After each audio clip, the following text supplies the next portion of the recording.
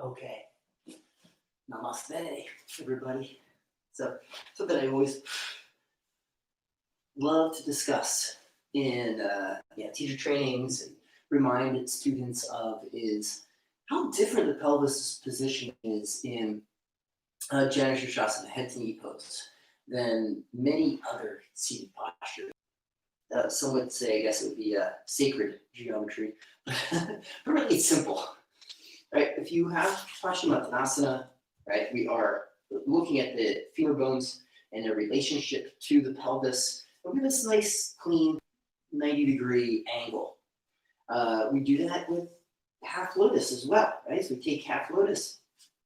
The position of half lotus, the pelvis here, remains relatively the same at 90 degrees. Triamukhe Kapada Paschimottanasana, same here. All right, boom, 90.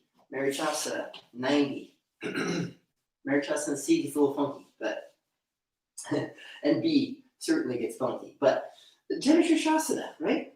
Relatively accessible posture, right? The deeper the knee flexion, right? The deeper the knee flexion, right? We're encouraged to bring the heel back further.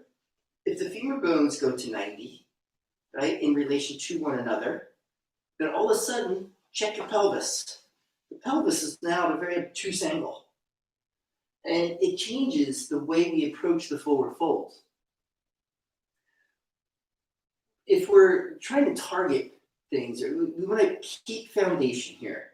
We want to reach across, and though this is an exaggeration, we don't want this to happen, right? We want to keep this down, nor do we want this C-shaped action as we reach across the leg happening in the spine. So if I were to follow the direction of my pelvis, I'm folding in this direction here.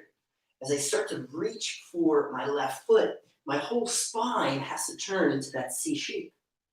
I want to learn to rotate my body, my spine, then start to reach over that left leg as much as I possibly can without causing the spine to shape itself in that C position.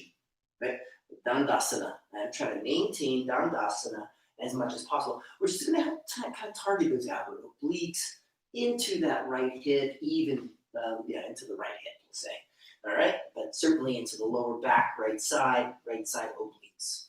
Okay, if not, right, if we're here, we're going to be like kind of turning. Now we've got a lot of congestion on the extended leg side of that body, right? So the opposite side oblique ends up becoming really kind of like congested. And we want to avoid that as much as possible.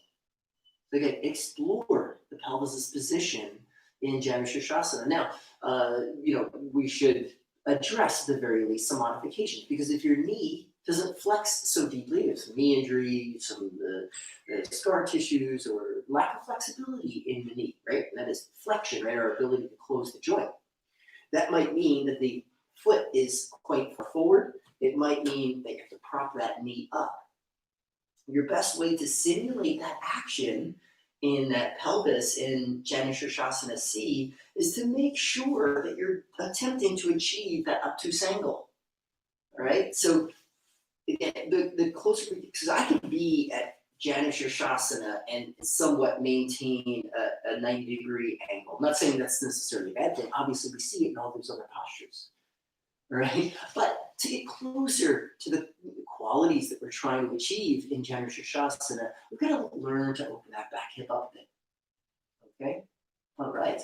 So that is the pelvis position in Janu Sirsasana. All right, and this is going to repeat itself in B and even in C as well. All right? Thank you so much.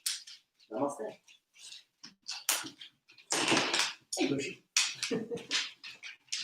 If you have any questions, comments, please leave them for me and I will address them. Peace.